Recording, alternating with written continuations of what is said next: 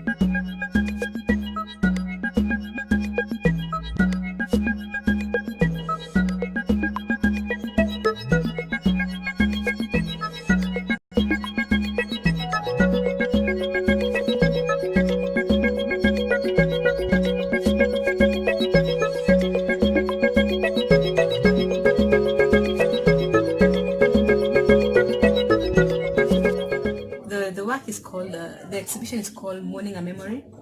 It's about it's a reflection of the current times that we're living in, and when I reflect on that, I feel like about dreams that have been forestalled, and looking also at human beings who we are constantly compartmentalizing our lives to kind of navigate our spaces.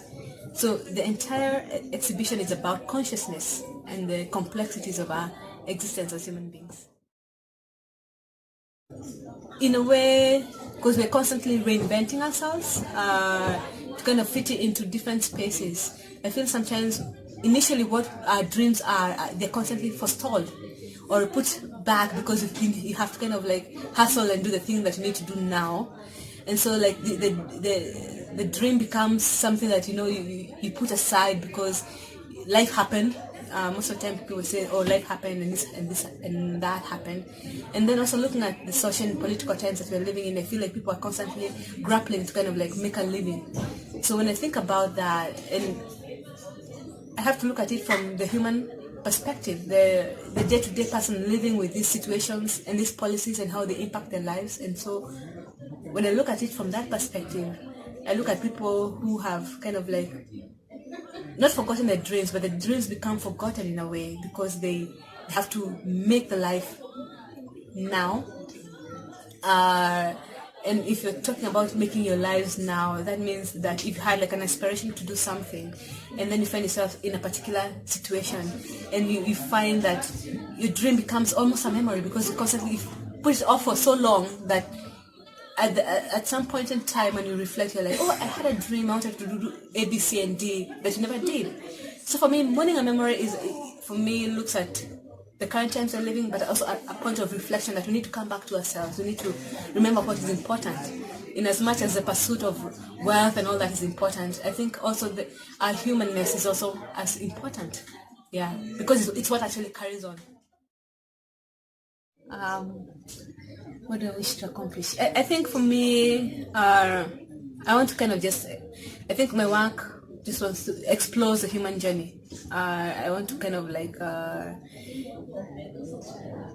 look at it from the perspective of every day person, but it's in as much as it's informed by every day. People don't normally show their lives in that way. We're like this cog in a wheel. Your job in the morning, 9 to 5, but for me the intimacies and intricacies of our existence, for me that is important because that's what makes the journey more worthwhile, not the 9 to 5 job that you're doing. It's like how you navigate all these different spaces, because at the end of the day it's not about your job, it's how the traits that you leave behind in a way.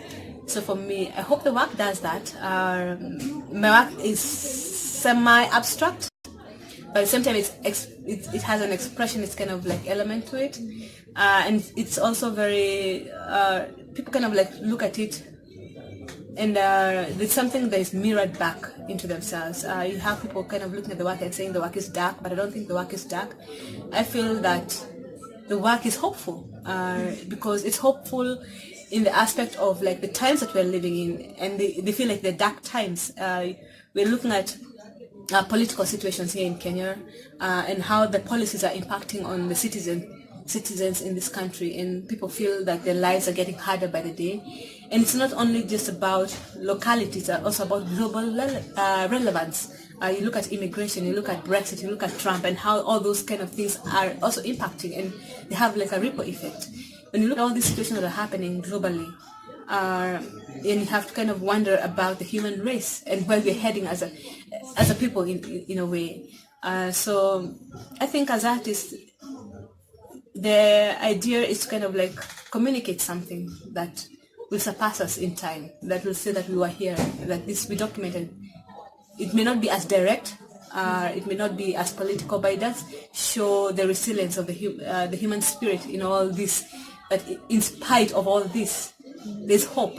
I find that this has been the time where so many things have been happening, but it's also the time where people have been more vocal about their rights. I have all these movements coming up, whether it's Black Lives Matter, whether it's Time's Up, whether it doesn't matter. People have been more vocal. There's an awakening of the spirit in a way. So for me, the paintings may not appear so, but they are paintings about hope and the resilience of the human spirit. So it's interesting. For me, that's the color that I've been drawn to. Red is a color of passion. It's a color of rage. It kind of like signifies so many things. And for me, when I was painting, it's an unconscious thing. It's not something that I was like, okay, I purpose to do this. I just kind of found myself gravitating towards red in my paintings.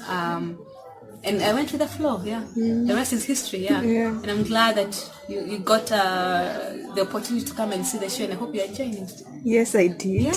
Yeah. And lastly, so what was the process of coming up with this exhibition for you? From the idea point of view until now, it's now conceptualized into a show. For me, it's been 2 years in the making, so there's a lot of research that goes into it, because you want work that have longevity and work that has a basis. You're not just creating work to create work.